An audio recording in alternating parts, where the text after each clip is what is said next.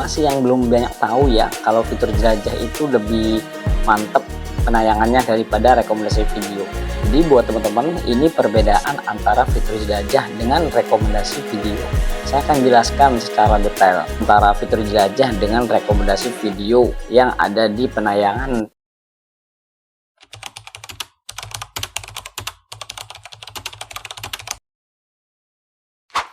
Assalamualaikum warahmatullahi wabarakatuh. Kembali lagi bersama saya di Hasim Tutorial. Baik ya teman-teman, kita malam ini membahas antara fitur jelajah dengan rekomendasi video yang sering ada di traffic YouTube Studio kita. Nah, kenapa masih banyak orang yang belum tahu antara fitur jelajah dengan rekomendasi video itu munculnya dari berbagai tempat ya teman-teman ya. Karena ya video kita itu kalau misalkan nampak di beranda, yaitu kalau kita pertama membuka HP, apa yang sering kita nonton itu pasti itu nongol. Tetapi kalau kita videonya itu tontonannya bagus, retensinya bagus, jelas-jelas akan nongol secara tiba-tiba. Nah, apa sih perbedaan fitur jelajah dengan rekomendasi video kita? Nah, kita bahas masalah fitur jelajah terlebih dahulu ya teman-teman. Fitur jelajah itu ya saat kita membuka HP, membuka YouTube gitu maksudnya. Saat kita membuka YouTube, jelas-jelas video kita itu nongol sendiri di beranda kita. Nah, jadi kan kebanyakan otomatis kalau misal kita itu thumbnail ini menarik, terus thumbnail menarik, judul menarik, pasti diklik dong. Nah, maka dari itu kita harus dari situ kita paham yang namanya thumbnail itu sangat penting untuk kita sebagai konten kreator yang mempunyai channel YouTube di YouTube ini. Nah, kenapa kok lebih banyak sekali? Emang jelas lebih banyak kalau fitur jelajah itu. Karena kita saat membuka HP udah nongol video itu orang. Pasti selalu nongol karena ya bisa dibilang retensi bagus, terus durasi tontonnya bagus, thumbnailnya menarik, pasti disodorin ke semua orang. Jelas-jelas kalau misalnya kita terhipnotis, mata kita pasti ngeklik. Nah, jadi seperti itu kalau misalkan fitur jelajah. Makanya fitur jelajah itu banyak penayangannya. Kadang-kadang kan kita di fitur kita itu kan di YouTube Studio kan banyakin penayangannya itu dari fitur jelajah. Dari mana video kita itu ditemukan? Pasti kalau yang bagus itu fitur jelajah. Karena ya video kita itu nongol karena retensinya bagus, terus thumbnailnya menarik, terus judulnya menarik, langsung diklik, menghipnotis penonton lah gitu ya, calon audiens kita. Nah, kita bahas masalah rekomendasi video. Jadi kalau misal kita rekomendasi video itu juga sama ternyata, itu juga sama.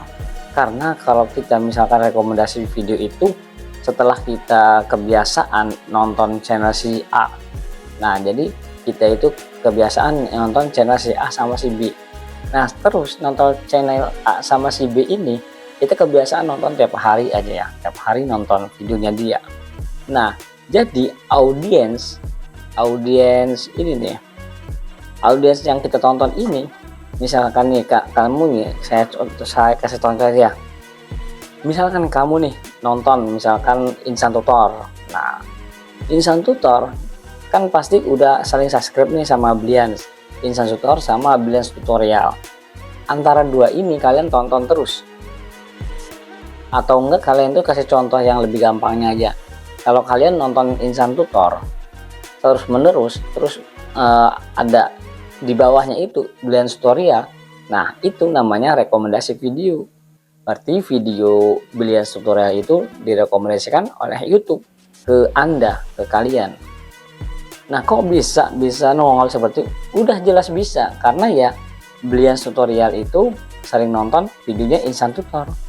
Makanya kalau kita misalkan habis nonton Insan Tutor, pasti di bawahnya ada Blians Tutorial, atau enggak Dan Jesse, atau enggak ya Bang Metrik, atau enggak Jonah Tutorial. Itu yang bisa sangat terjadi. Karena apa?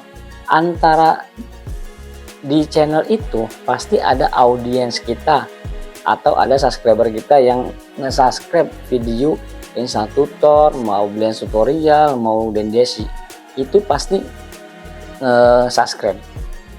Makanya kalau kita ada audiens kita menonton video kita nih, lalu menonton video Insan Tutor nih misalkan, nah pasti kan itu nongol di bawah video kitanya, karena ya keseringan nonton video kita, video saya jelas kalau saya sering nonton Insan Tutor juga, nantinya setelah nonton Insan Tutor nanti di bawahnya ada video saya. Nah itu namanya rekomendasi. Makanya rekomendasi itu lebih sedikit, karena ya kalau kita di scroll pasti di bawahnya itu ya YouTube merekomendasikan bahwasanya video ini pasti ini audiens ya yang tadi saya tonton itu Insan Tutor. Nah itu perbedaannya. Tinggal kita juga menggunakan masih yang sama, menggunakan yaitu strateginya thumbnail juga. Karena apa? Ya thumbnail itu ya jurus pertama itu ya thumbnail sama judul, kedua judul. Itu aja teman-teman ya yang bisa kita praktekkan, kita rakit semuanya kita itu harus menggunakan strategi gimana rakitannya thumbnail itu, terus gimana nawar kata-katanya supaya menarik calon audiens kita atau calon subscriber kita. Nah jadi itu makanya lebih banyak itu fitur jelajah daripada rekomendasi, karena kalau rekomendasi itu ya rada susah. Kalau fitur jelajah itu ya memang sangat gampang sekali, karena saat kita ngebuka HP aja itu udah nongol langsung. Nah jadi tinggal ngeklik deh, beres, jadi nanti view kita bertambah. Nah jadi seperti itu perbedaannya teman-teman, kalau kalian belum paham masalah rekomendasi sama fitur jelajah, kalian harus memahami, dan kita itu harus pintar-pintar kalau ingin mendapatkan view dan subscriber itu harus pintar-pintar, dan jangan kalian itu menganggap sepele, karena di YouTube ini ya kalau kita menganggap sepele banget ya tidak sepele apa ya, kalau sepele banget itu ya susah untuk berkembang. Kita langsung upload video tidak tahu apa-apa, soalnya saya sudah tahu polanya gimana pemula itu terus langsung kita itu memikirkan view dan subscriber, sedangkan kita aja belum mulai langsung memikirkan subscriber view. Nah kita upload saja, optimasi channelnya, terus evaluasi channelnya, udah itu aja, nggak usah kita itu banyak cara. Atau kita kalau misalkan belum bisa cara-cara gimana, cara upload apa, itu terserah. Kalau efisien di channel kalian, kalau tidak efisien di channel kalian, udah stop, jangan kalian lanjutin, nanti yang ada malah rusak.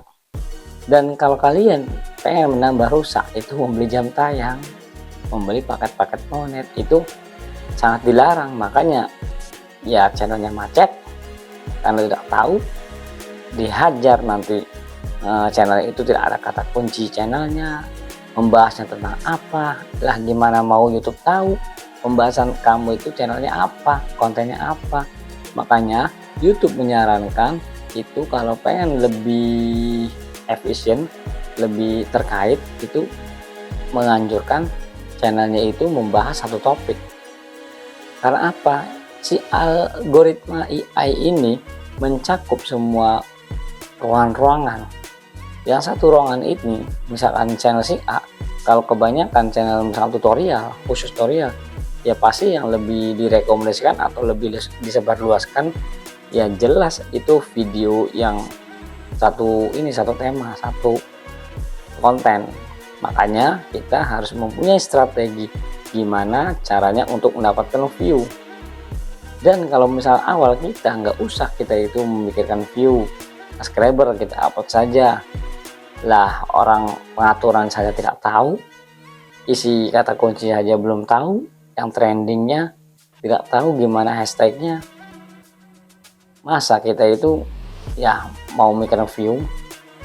Soalnya ya udah jelas pemula ini banyak yang belum tahu masalah tag kata kunci channelnya seperti apa, karena banyakannya campur-campur.